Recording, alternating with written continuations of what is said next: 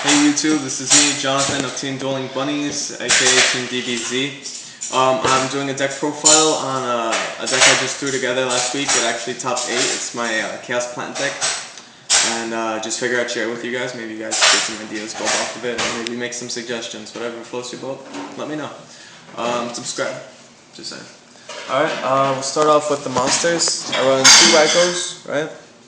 And a Lila, just to get that milling action into the graveyard. I run an Echo Gardener, just anything that really works in the graveyard. Plague Spreader, tuner that I can recycle off of the graveyard. Sengen gives me searchability. Baler, easy to discard, negates those effects. And then I run the Plant Engine, right? Very simple, 4-card Plant Engine. Dandelion, great with tokens, great sinking ability right there. And Spore and Glow Bulb, I love them to death. How you can abuse them like crazy from the graveyard is stupid. I run 2 Caiuses, kind of like Chaos Sorcerers, even better if anything. Like I said, I can also special summon from the graveyard, bring them out, remove from play. A lot of flexibility with this deck.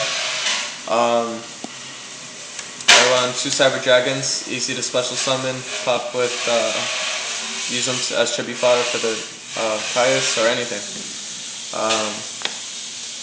I run 2 Chaos Sorcerers and Envoy of the Beginning, of course.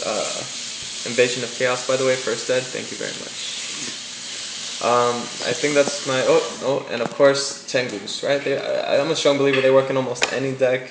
Great field presence and deck thinning, tribute fodder, whatever you want to do with them, you can do it. Sync, bam, boom. So here's my monster layout there. It's pretty self-explanatory on that end, and with the Plant Engine for field presence, deck thinning, and rest is just a lot of light and darkness. Alright, that's for my monster line up there. Just consolidate this. Alright.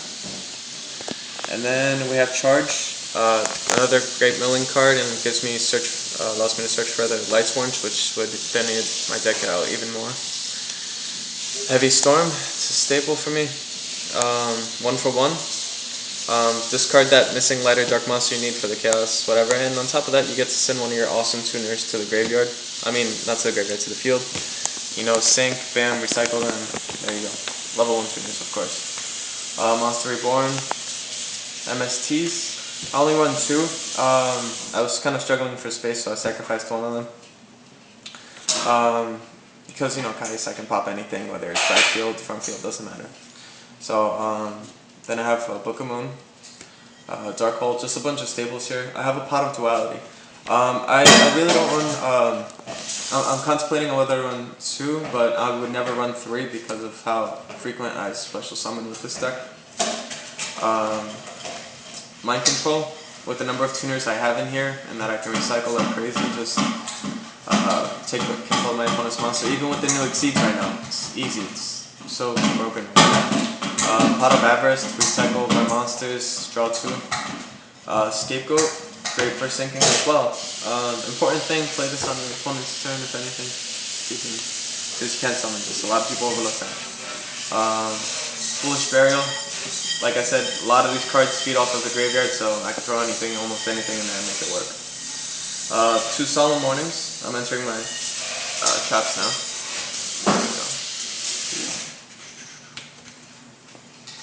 Alright, 2 warnings, ulti, first dead. I'm looking to downgrade, if you guys want to work something, let me know. Solemn Judgment, 2 Call of the Haunted, allows me to abuse the things in the graveyard even more again. I love to abuse the graveyard with this deck, it's amazing with it. And Trench Tribute, just for a field, to really control the field there. And this is the Chaos Plant deck that I threw together last minute and taught me 8 at locals. Let me know what you think, and if you like it, give me a thumbs up. If you don't like it, don't give me a thumbs down, just move on, alright? Ciao.